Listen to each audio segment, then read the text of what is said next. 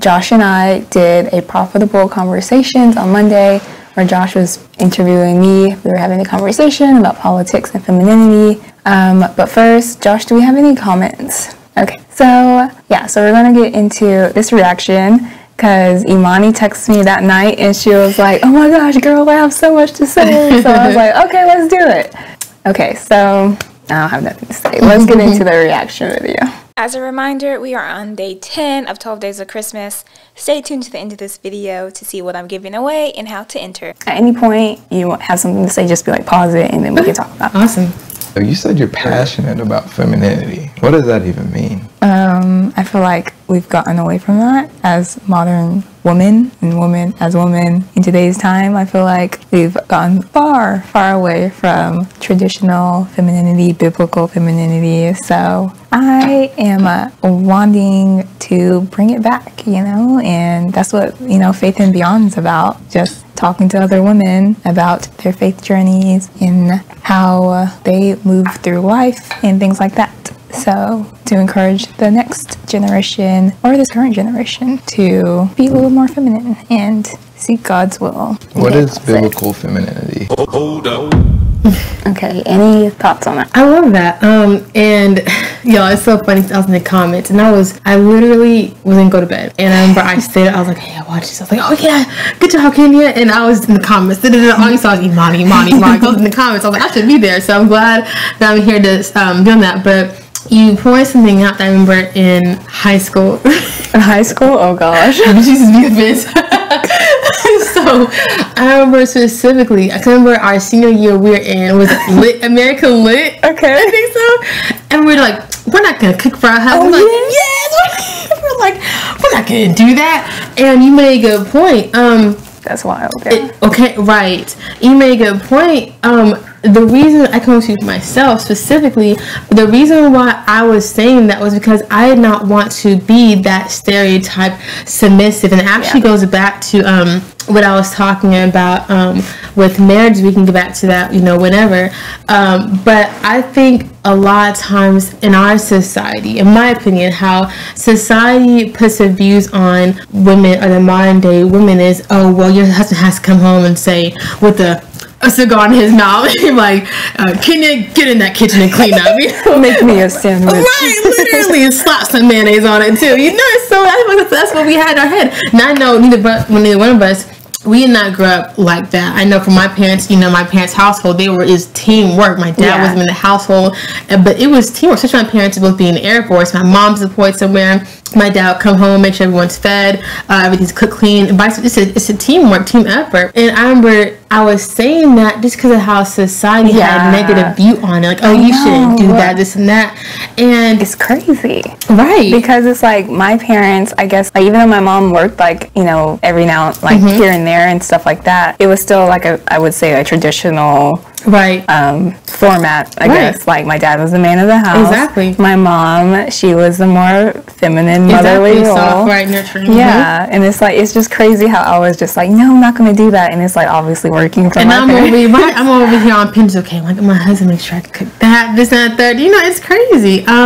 I think it's interesting how society likes to kind of put that negative spin on it. So, yeah. And I would also say, like, I'm really big into femininity because I think, like, as you develop it as a single woman and you go into it as a wife and a mom, then you can really create your house and you can really create your kids to become like followers of Christ and become leaders in the world and not just succumb to whatever society puts out to them. And you need that balance too of like that that masculine, but also that, you know, femininity type in the household, in my opinion. That balance is really good too. So absolutely. Yeah. Okay, let's continue. And traditional femininity, because you said those, and those just sounded like buzzwords to me. So I don't know what they mean. So I need you to break it down. Okay, so there's different kinds of femininity out there. So depending on what you search and what you look for, so there's traditional femininity, biblical femininity, there's divine femininity, then there's dark femininity. Whoa, time out. Wait, pause it. Have you heard of like all of those? No. So when we spoke about dark femininity, I was on like Google. Wait, what is this? Let me, you know, educate myself. I had not heard about that before. No. Oh, okay. Yeah, it's crazy. Yeah. Okay. That's it. Continue. There's dark femininity? Yeah, there are people that are into that. What does that even mean? It's more so like touching. Like dark people? No. Like what? Like touching, diving into like more of like the witchcraft side of things. Oh, okay. We're moving on. Yeah. All right. Yeah. So, but biblical femininity is basically like what is taught in the Bible about women, like women in the Bible, how they behaved, how they moved, like Ruth, Esther, things like that. So like really like studying them, and of course there's other women in the Bible, but just studying them and like pause it. However, and to add in, it's also like studying the women in the Bible, but also ultimately your source goes back to God. Right. That's the big thing, is like you're going back to God, and whatever you do, whatever your role is in your life, in your household, whatever that may be. So. No, right, and I know it's very repetitive, but and it's funny because in like my Instagram, my social media bio, I have Proverbs 31 woman loading. You know, more speaking that I am, but one thing I'm praying now, I just want God to mold me into the woman that He wants to be, that He wants me to be, point blank, period.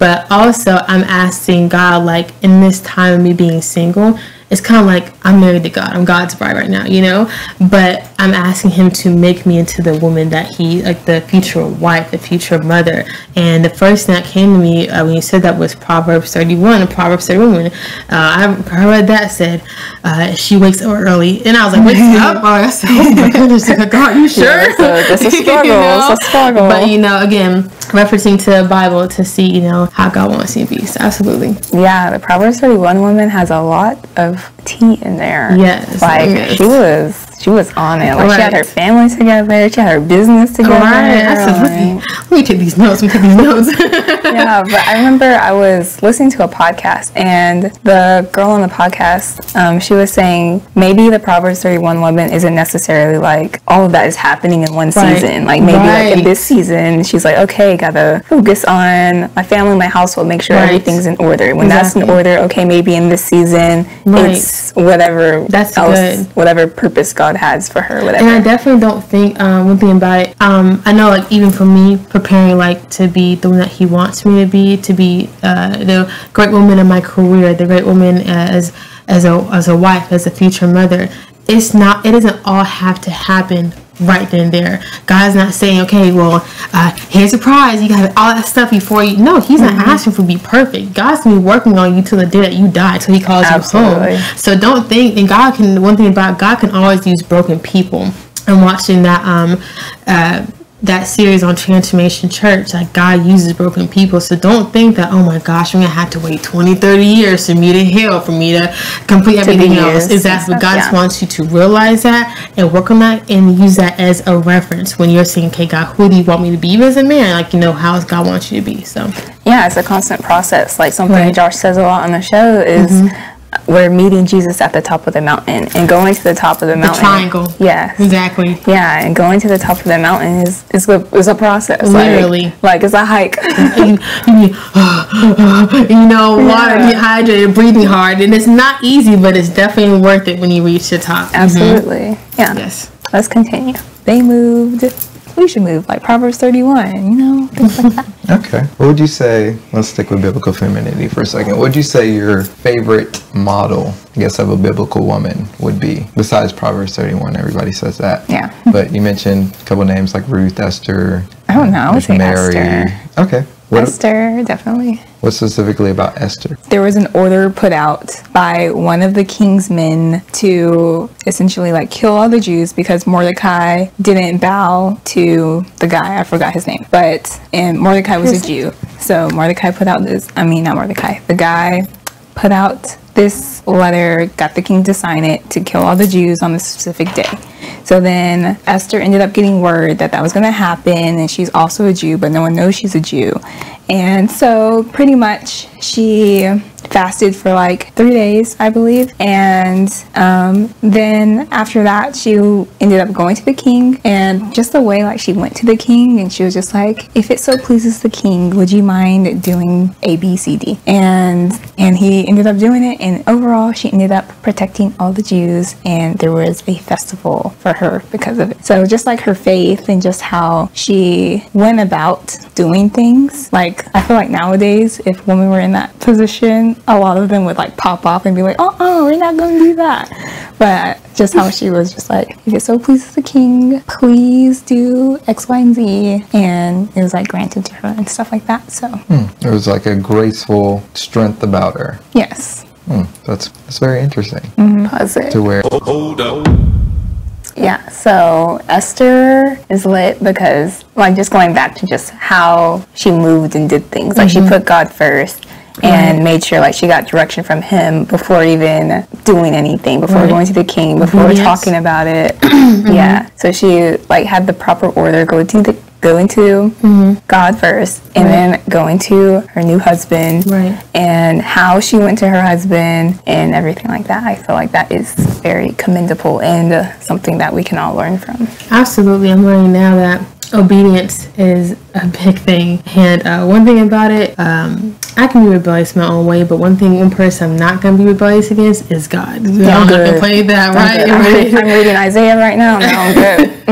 Exactly, and I can even see today how I was being obedient. All glory to God. I'm learning that when we are walking in our walk with Christ, it's not just about us; it's about other people.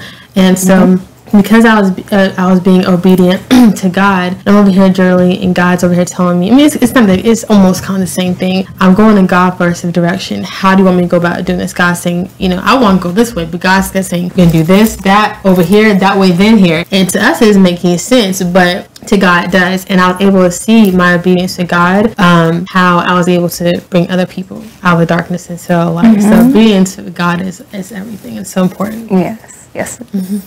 Continue. Because you said too, there was strength, but there was also femininity. So break that down for us. How can you be strong? Because normally when you think strong, you think of strong, masculine man. But how can women be feminine, but also convey strength?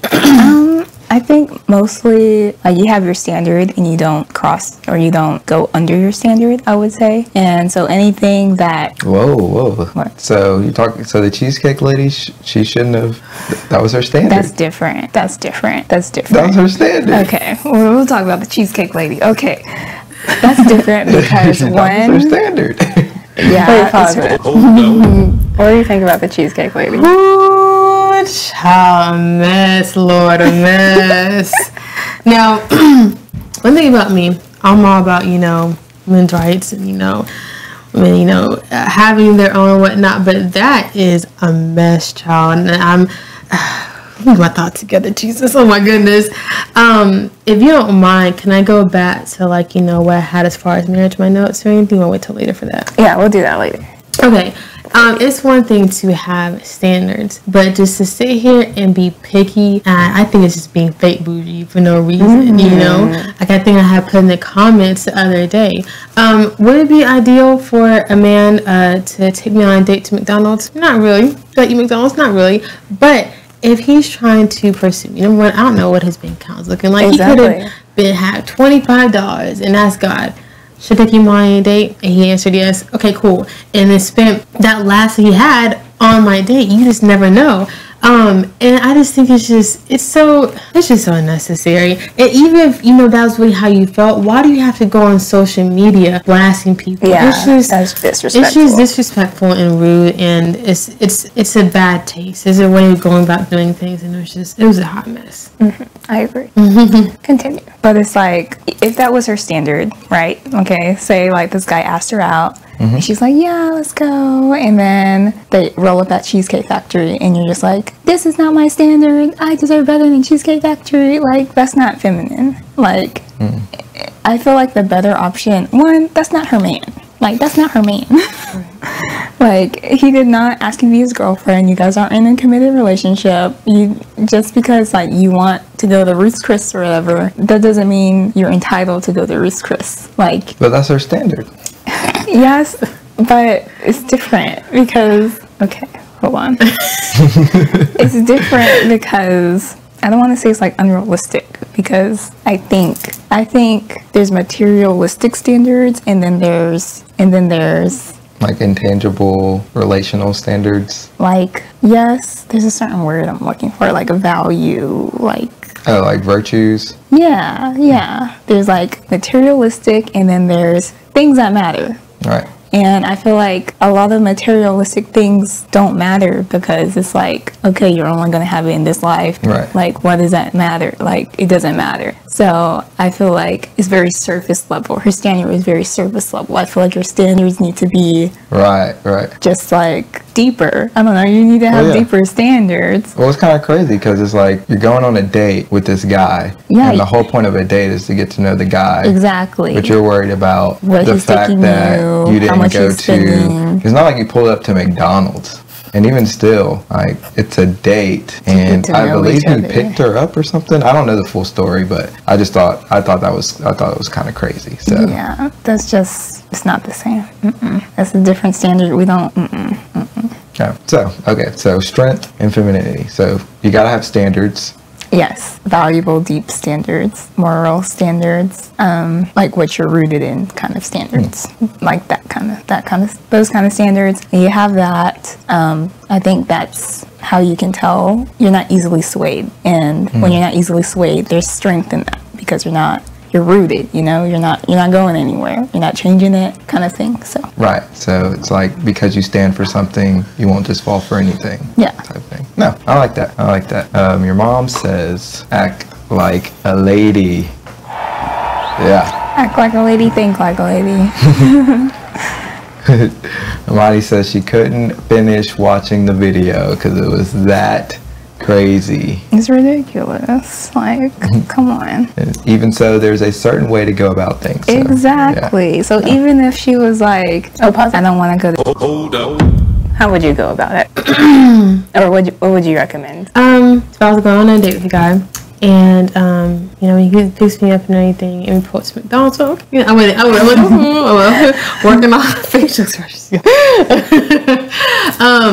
I would just vibe with it. I'll ride it out, because again, I think like Josh said, you're there to get to know a person. And especially if I'm not paying, I might just get a Sprite, maybe a water, get some chicken nugget. Right. And if I'm not feeling the vibe, I'm okay. Like, hey, I'm okay, thank you. It's again napkin, and we're just, I'm here to talk to you, but and just get to know that person. But to solely judge somebody and their character just off of where they take you and not know anything else, I feel like you could be missing out on a blessing, because that person had $25 today, and then you never know, 2 weeks later God blesses them, and then that could be the person that God has for you, and you have inherited. You never know. That shouldn't be a driving thing, but you're there to get to know that person, not the bank account. Yeah, and like, say you do get the person that does have or show off their money and like take you to these expensive places. Right. His character might be trash. Awful. Right. Like, terrible. Exactly. So it's like, so I'm there to get to know the person, not to see who can take me to the most fanciest restaurant. Maybe be nice and everything, but I'm there to genuinely get to know you. Yeah. Okay, continue. The Cheesecake Factory, she could still like go in there, be like, oh my gosh, thank you so much for bringing me here. I would love it if I could pick out the next restaurant if this date goes well. Like that. See, that's tea right there. Okay, I see it pop off. Like for the algorithm, that is, it's quality. Monty's she's getting to work with those fingers. If a man took me on a date to McDonald's, would it be my first choice? Absolutely not. But I'm not making a video and bashing that man for social media. So rude. Yeah, because it was almost rude. That is rude. It's almost like you made the video so that you could show the world and build this following so that you could upgrade your dating choice. But it's almost like a play. But it's like that wouldn't even work, especially if there's a particular kind of man that she wants that would take her to somewhere expensive. I just feel like that wouldn't work, especially if she's like wanting to be married and she wants like a husband kind of person to come into her life. Like, I feel like But that's not the way she was thinking. She's thinking, hey, like if I put this video out and I get a bunch of following, then I'll get to upgrade, And so now that doesn't make sense. It doesn't make sense. She didn't think about. She didn't think that through. To use the words of Candace Owens, the hoe mind is fascinating. But like, and that is another factor of like femininity is like you have to think. Like you're not just there to be a log and just sit there and look pretty. Like you're given a brain for a reason. Yeah, you are given a brain for a reason. Yeah. Any final thought? I think you really hit the nail on the head with that. I got secondhand embarrassed. I couldn't even, I couldn't finish watching the video. I don't know if I saw on Instagram, TikTok. I said, oh no, keep going. I couldn't, and I keep seeing reference videos of it, and I just cannot even entertain that. Unfortunately, there are people, and honestly, men out there like that too. And it may not be in that specific way, but it's just some people are so materialistic. They get so caught up in, especially for social media, for their views. Child, you know what? Pray for her and keep on going. We pray that God restores her heart and fixes her heart posture. I do that all the time with people on social media. I'm like, Lord, fix it. And I need it. And we get so caught up in talking about people, but it's like, I mean, it sounds so cliche. I'll pray for them, but if we really took the time out to pray for somebody, because you can see their heart is not in a good right place, versus just talking about them and tweeting about them all the time. You never know how much I can do. So I'm gonna pray for her. Have my prayer list tonight because she definitely needs it. Okay. Because I feel like people underestimate prayer and see it as, oh, you should only pray for maybe like your family and your friends. Right. Prayer works. But I mean, it's prayers for everybody. Literally. So like we should pray for a president. We should pray for people in Congress to make wise decisions. Listen, whether you agree with them or not, because maybe it's gonna affect you. So you go ahead and pray for all of us, okay? Exactly. Pray for the celebrities that we see are tripping. Yes, like, exactly. Right. That's a good point. Yeah. All right, guys. Thank you so much for watching. I hope you enjoyed. Here is the giveaway item popped up on the screen, and make sure that you are on my email list if you want to win this item. Even if you don't want to win this item, it's so great to join the email list because I give Christian encouragement on there directly to your inbox for our walks with Christ. All right. See you guys in the next video.